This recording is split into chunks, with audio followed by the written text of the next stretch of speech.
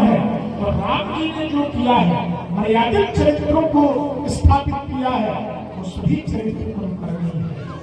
प्रात काल उठते रघुनाथा, माता पिता गुरु नावई। तो इस प्रकार सूर्यवंश का वर्णन किया। अब आइए हम लोग भगवान कन्हैया जी के जन्मोत्सव में प्रवेश करते हैं। मैंने आजकल आप लोगों से निवेदन किया था कि थोड़ा समय लग सकता है, इसलिए अब हम चंद्रवंश की कथा में प्रवेश कर रहे हैं। और कन्हैया जी का प्राकट ठीक 15 मिनट के अंदर करवा देंगे।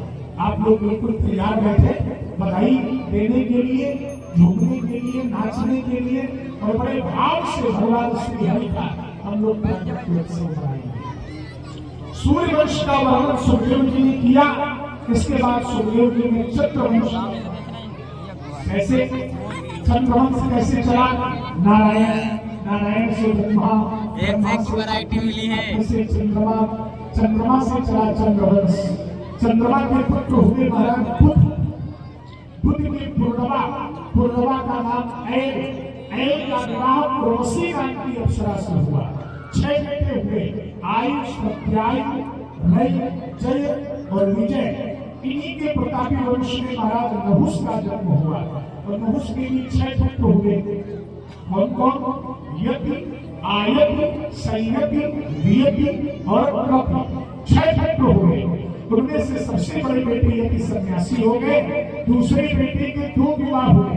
एक शुक्राचार्य की पुत्री देवयानी और दूसरा शर्मा की पुत्री शर्मिष्ठा। निर्यात की 5 संतानें हुई। यदु, सुन ले क्या? इन 5 संतानों में सबसे छोटे बेटे का नाम, जिसका नाम था पूर्व, उसने अपने पिता को जमानी ही सौंप दी। बाकी बेटों को शाप भी दिया। आशीष यादव, चक्रवर्ती सम्राट नहीं, नवासी शासन सबका सौंप।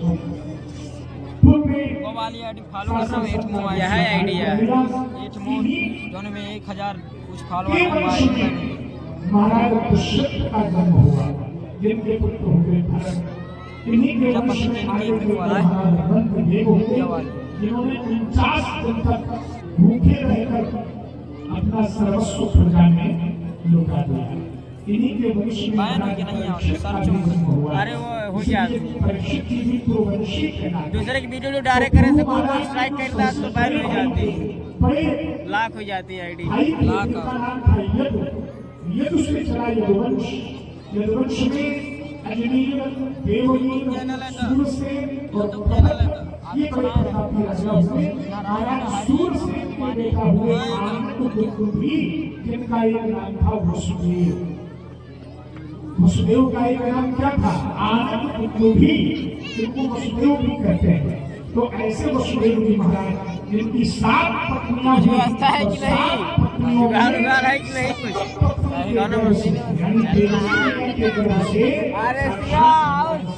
अरे मुझे तो आता यार, क्या यार मुझे तो आता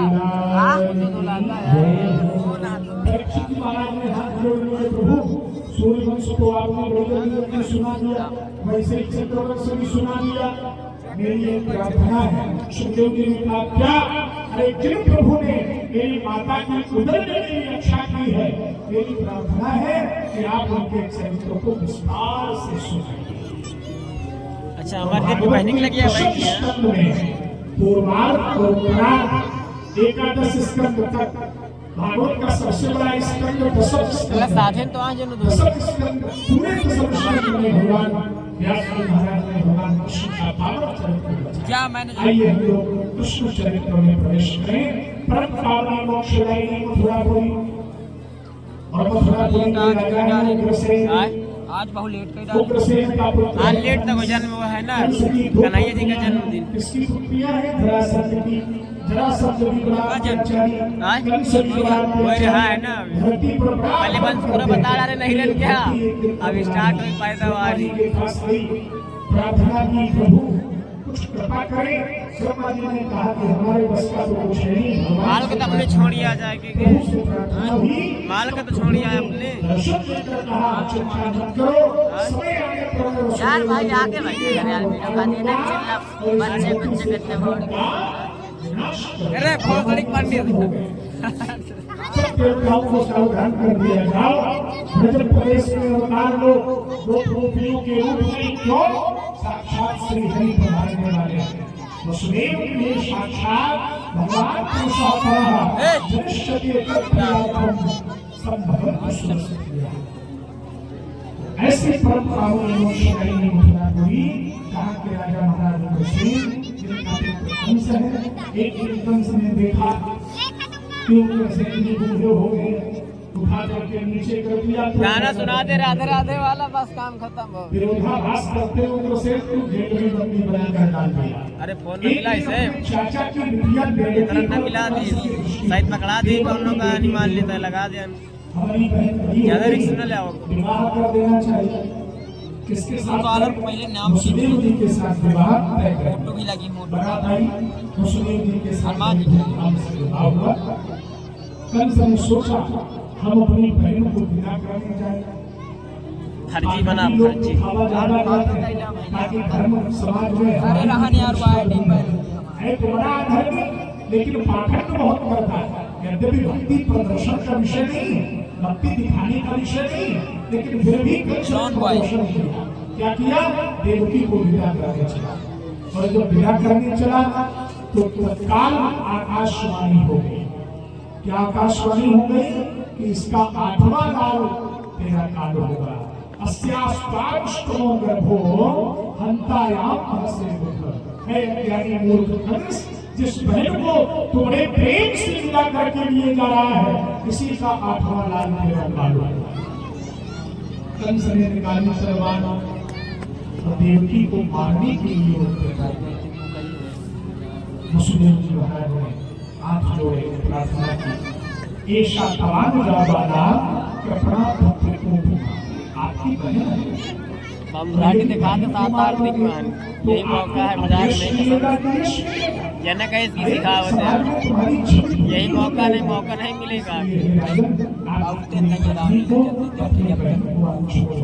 कल आज दवाई आज में निकला। हाँ सही। अरे एक बहाने निकल थोड़ी देर कहानी पार्टी में निमरा दे जाएगी। 10 मिनट में गेम सज जाएंगे। उग्रसेन ने समझाया तो उग्रसेन को भी अंदर कर दिया। यही मौका है करेगा, इतना मौका कहाँ मिला। दीदी आनी अच्छा पुत्र हुआ। वसुदेव जी महाराज पहले पुत्र को लेकर कंस के पास गए।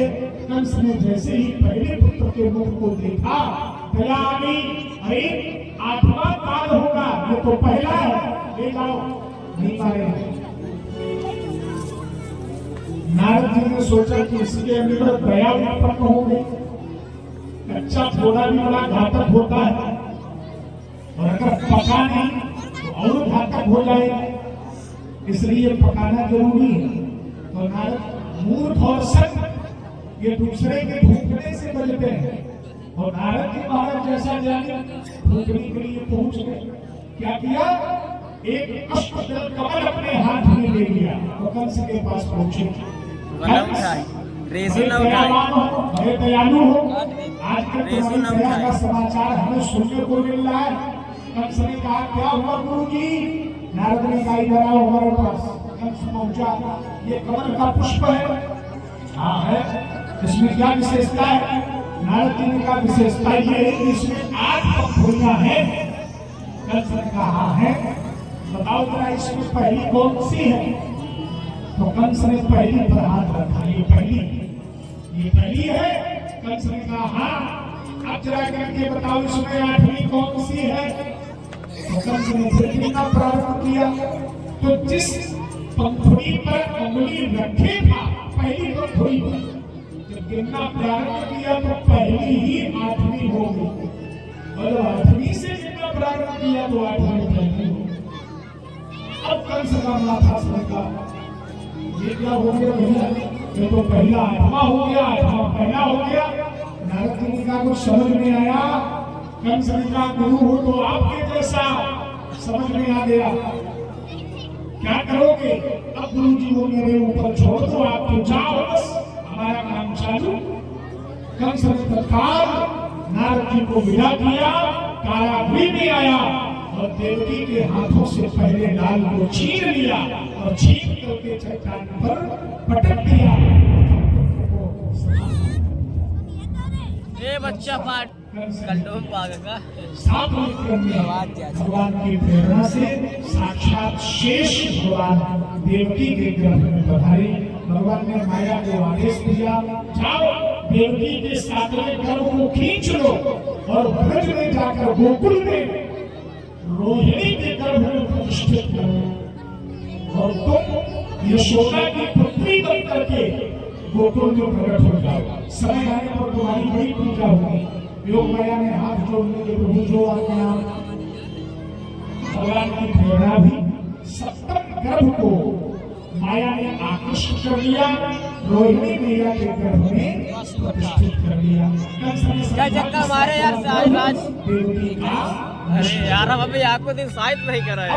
ओए शिवा, ए शिवा, का समय हो गया।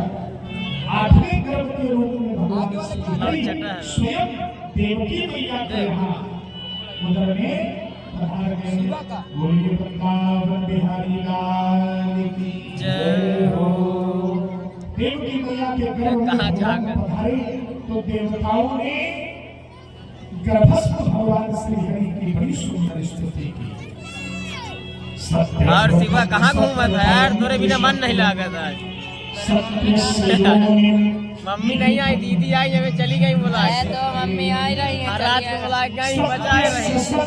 बता दे राजे कहीं बचाए रहे, मैं कहीं चढ़ी गई हूँ। और लगे बना ले बना ला काटी ना बनाओ तो नहीं ना।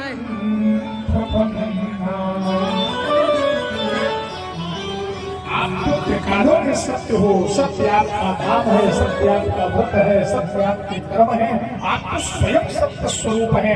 ऐसे सत्य स्वरूप परमात्मा को हम प्रणाम करते हैं।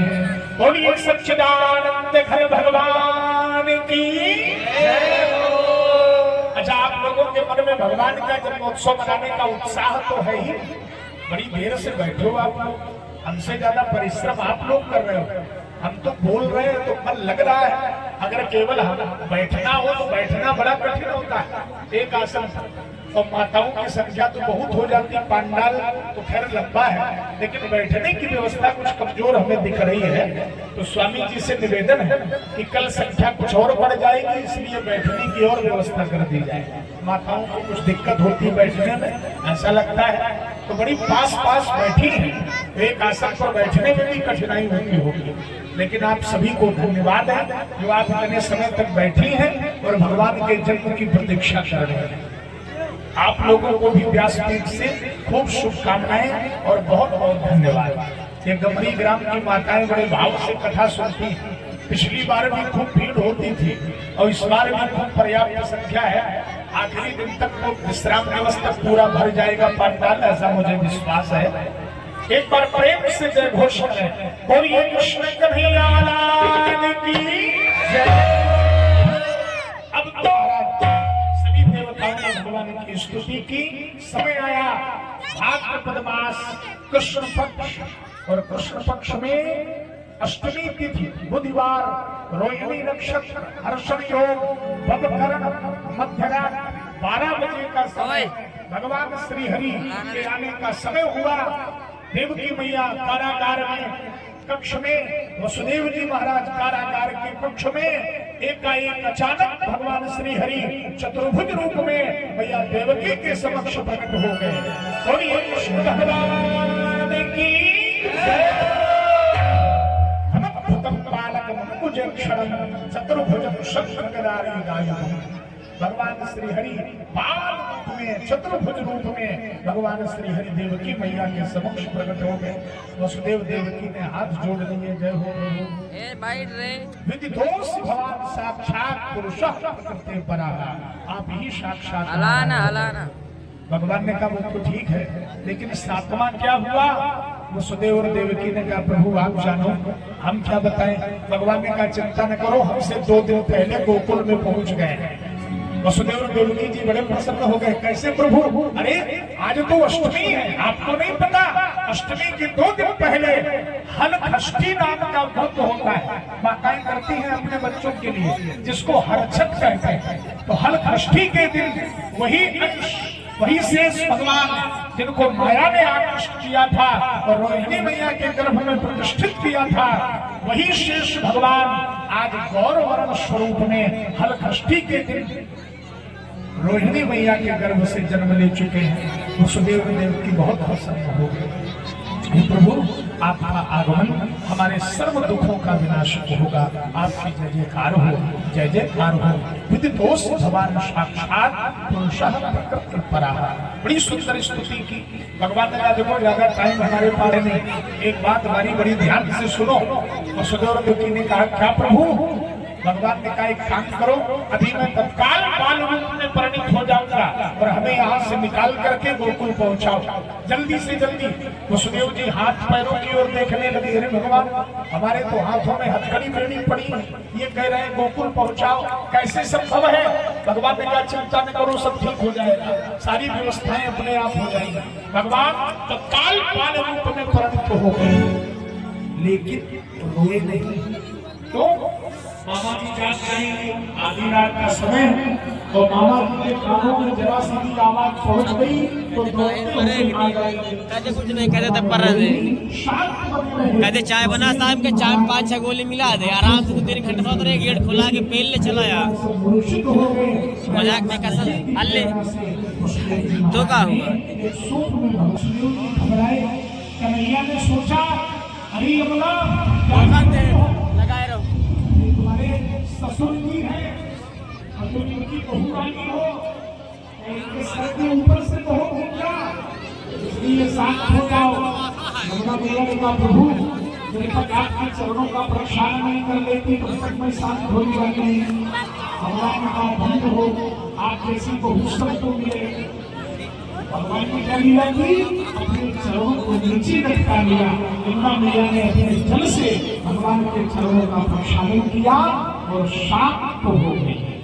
वसुदेव जी महाराज भगवान को लेकर गोकुल पहुंच गए, भगवान को बिठा दिया। रात्रि के समय और योग माया रूपी कन्या को शीतकालीन अवकाश कहे जनवरी में हुई। बउआ हट जा बउआ। बड़ा करके आया, देखा क्या एक कन्या देवकी के हाथों में हो रही है, गोद में गया, दौड़ पड़के कन्या को छीन लिया और छीन करके शिलाखंड पर जैसे ही पटकना चाहा तो वह कन्या कैसे हाथों से छूट गई और आकाश में अष्टभुजा